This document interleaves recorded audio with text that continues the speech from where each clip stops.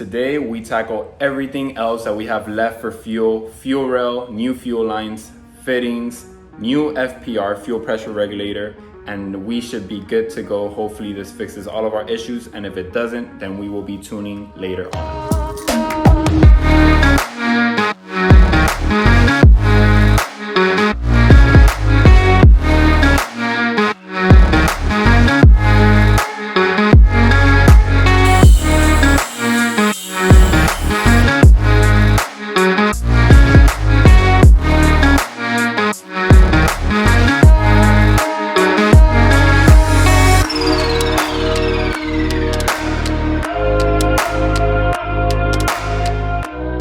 So before I continue, we finally got the correct fittings for the fuel rail from Vibrant. So now we have the correct fittings. We have extra length hose, 2 feet, and we also made a change to our FPR, fuel pressure regulator. We are gonna be switching from the Fuel Lab to a Aeromotive FPR because my tuner has been having a lot of cars that have been having issues with the Fuel Lab. But not only him, I've been noticing online as well. I've had 2 Evos already have lean idle issues and just issues overall with the FPR, with the Fuel Lab, the mini version and the regular version. I don't know if it will give us any issues, but we're just using this to prevent any issues when we're tuning. Got the Aeromotive, and I'm just gonna sell the other one. I still have the other one, the Fuel Lab. So if anybody's interested, it's brand new. You guys could get that. But I'm gonna be using this one. And again, it's not that the Fuel Lab's bad. It's just there's been a couple of issues with Evos lately with Fuel Lab's FPR, so I just made the change because again, I do not want to have any issues whatsoever. First thing I'm going to be doing is once again removing intercooler, air intake, trying to remove everything out of the way so I have space to add the new line and remove the fuel rail. So let's remove everything.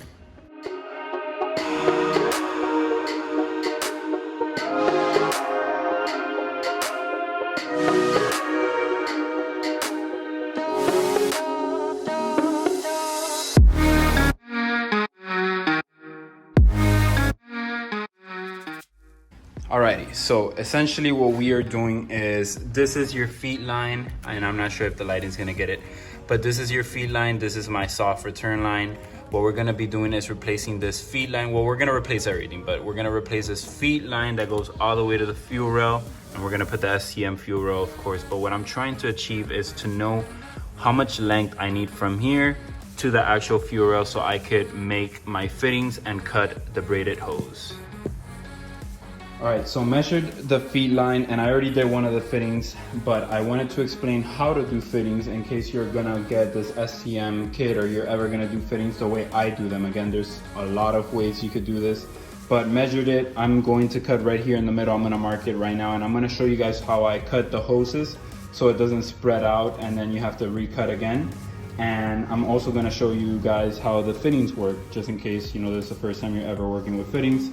How to install them and how to make sure that you do it properly so you don't get any leaks. All right, so the first thing you're gonna do is you're gonna get a vice grip if you do have one. You could do this without one, but this makes life way easier. So you could get a nice clean cut.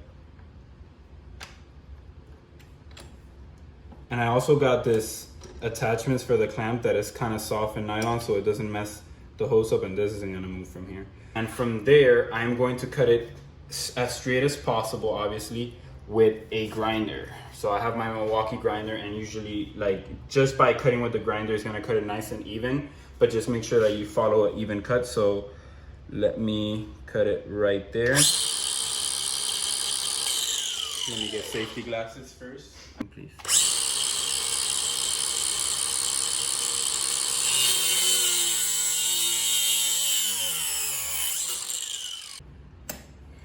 All right, so once you finish the cut, I am going to move it forward just to remove the tape.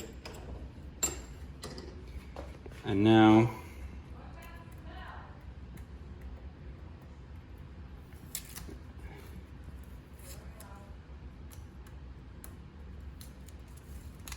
as you can see, it is a free frayed, perfect cut to install your fitting. So you don't want it to be frayed out or anything like that, because that could cause leaks by inserting the tight fitting.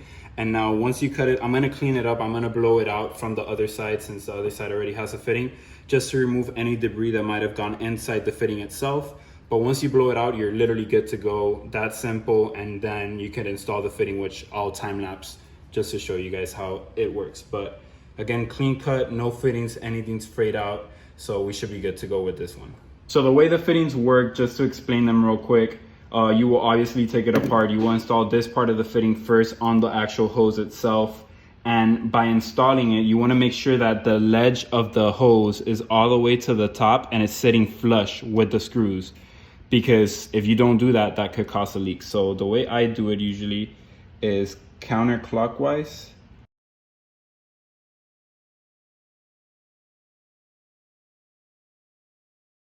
So once you have the hose in the fitting correctly, and I'm gonna show you guys what I mean. Let me see if I can get it to focus. You guys see how the hose is all the way to the end by the threads? That's what you wanna achieve all the way around. And I know that it looks a little bit dirty. I am gonna run fuel after. The next thing that you do is you put some tape on the actual hose. So when you're screwing in the fitting, you make sure that this hose is not pushing back. If it does a little bit, just a slight bit is okay. But you don't want it to slide, like for example, all the way over here, because then of course you're gonna have a leak. So now I'm gonna install the other side of the fitting like this, and we should be good to go.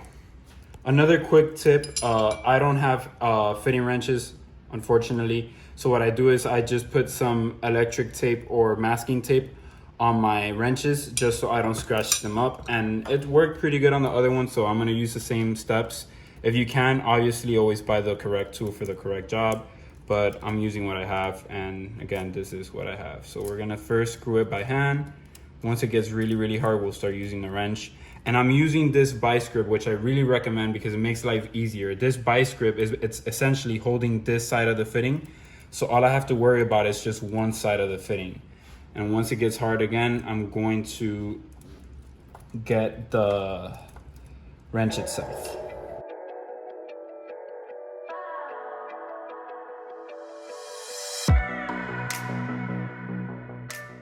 So just finished this line. This will be the feed line itself. I did scratch it a little bit, like I was saying. It's not perfect, but putting the tape definitely helps if you don't have an AN wrench.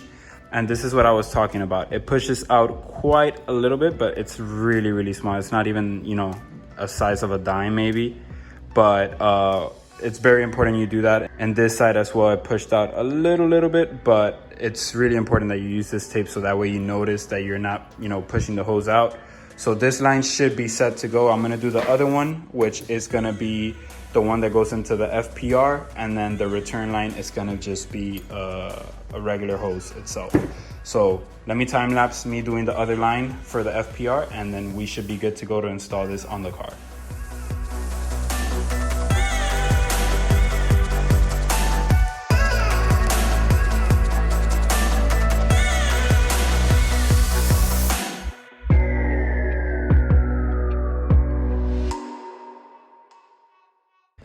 Now I'm going to remove the OEM fuel lines, which is down here, which I hope you guys could see. I'm gonna remove the return line as well, so I could kind of mock up the new line and remove all the injectors, the fuel rail, and all the goodies, so I could install everything in the car.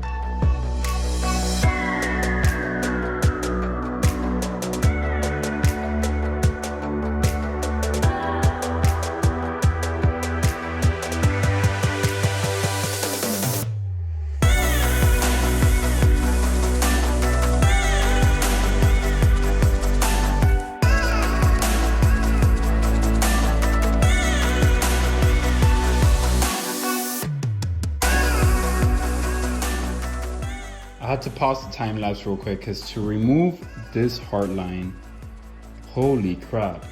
So I'm removing the feed line, and it is attached to that little fitting and bolt right there, and it was so hard to remove. I spent a good 20 minutes removing this, and just to explain a little bit more on it, because if anybody decides to do this, you're most likely gonna run into this. I use a 3/4 wrench on the top one, and then on the bottom nut I used a 14 mil wrench. And what I did was kind of put it together, and with my one single hand, I kind of squeezed them and I got it to break loose. Be very careful because it's very tight there. I hit my hand really, really hard. I don't know, well, you can barely see it, but it hurt a lot. Just have patience, but it will come out. If it doesn't come out, another thing that I read online is that some people remove actually the whole entire line to put it on a vise. I didn't go that route. I got it out, thank God, because if not, I was gonna have a fit. So now it's time to remove the fuel rail. Just wanted to pause the time lapse real quick because this thing really deserves some explanation.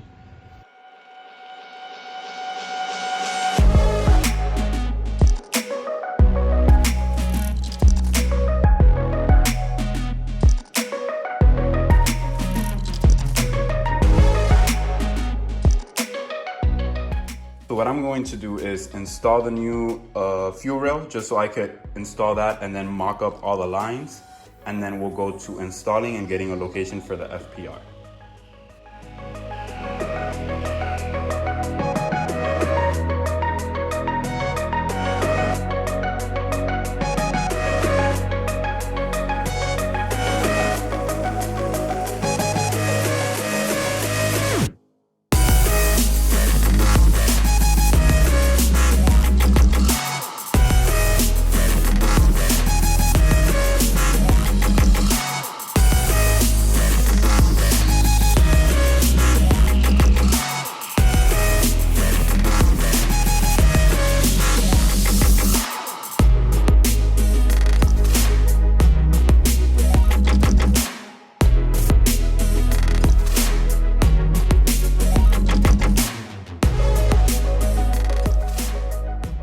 So fuel rail and injectors have been all installed and clipped in. AN fittings are on the fuel rail, and I already installed the feet line. So installed the stainless steel, I think this is stainless steel, adapter for -6 fitting, and then ran the line, as you can see, nice, short, compact, and to the point, and installed it on the fuel rail. So this side of the fuel system is done. What I'm going to be doing is feet line, then of course to the FPR. I think I'm gonna locate it around here. So this line should be really, really short, and then the return line to this nipple right here. So pretty simple process. Just try to pay attention to detail, give it time. Make sure that you don't have any leftover lines. Like this line was super long, so I had to recut it again. Just again, pay attention to detail. I didn't want to have everything just lobby and just not looking correct.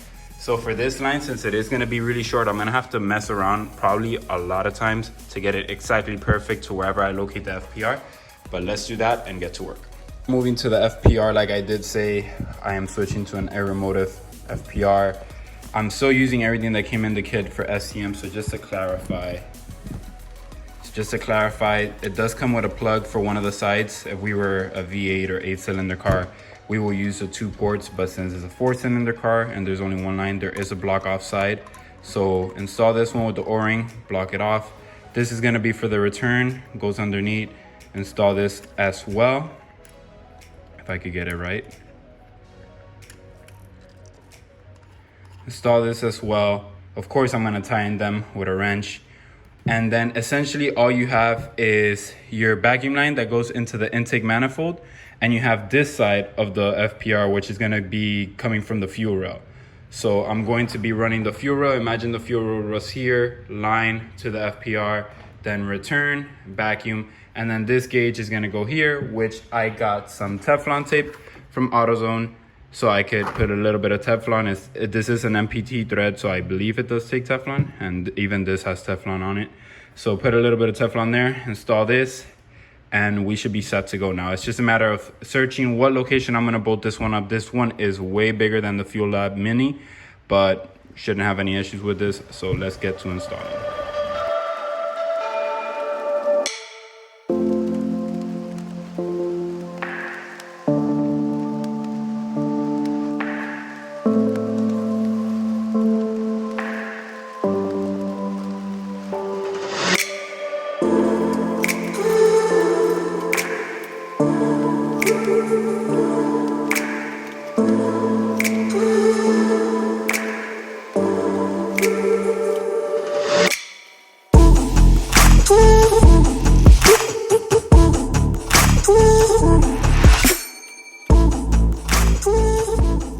FPR is completely installed. I want to go over the route that I chose. Again, feed line comes all the way to the new fuel rail.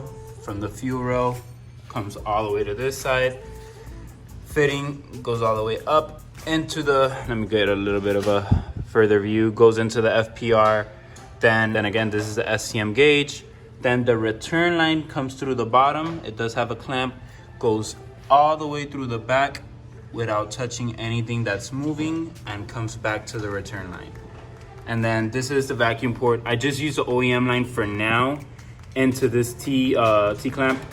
I am going to switch this setup soon. I want to move my boost gauge instead of from here and make it into another port, maybe this one right here. But for now, install the OEM one just to test everything out and set up my FPR, which is actually without vacuum, so I need to vent this out. But just wanted to explain everything. FPR, fuel rail, everything installed. Now it's just a matter of making sure that I do have fuel pressure. Once I have fuel pressure, I'll start the car and adjust the FPR. I removed the vacuum line for the FPR. Now what I'm going to do is I'm going to connect the battery obviously and connect the fuel pump, and I'm gonna put the key in the on ignition until I see some fuel pressure on the gauge. Once you have enough fuel pressure, I'm gonna put it off, put it on, put it off, put it on, just so I could get some fuel on the system since it's completely empty and there's no fuel on it. And then once you have enough fuel pressure in the system, then I will actually start the car and adjust the FPR by putting a simple hex on the top. Once I adjust it clockwise to add, counterclockwise to remove fuel pressure. Once I have it set at 41.5 to 43, I will lock it and then connect the vacuum line. You want to adjust your FPR without the vacuum line connected and then connect it, so that's very important, something I read up. And then this job is done. So let me go ahead and do that. Sorry, I haven't been recording or time-lapsing, putting everything back together. You guys have seen me do this millions of times now, so I didn't want to record that or waste your time. Just want to give you guys the actual information that you need. Let me do this and then we will continue on with the video.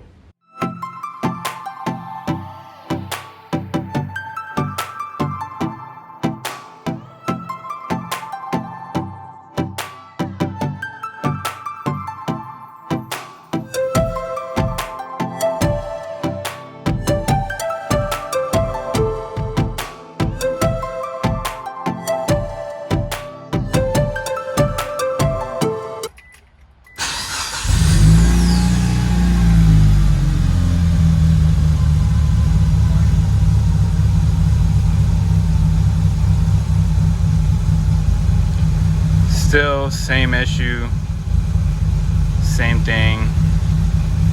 Yep. Oh man.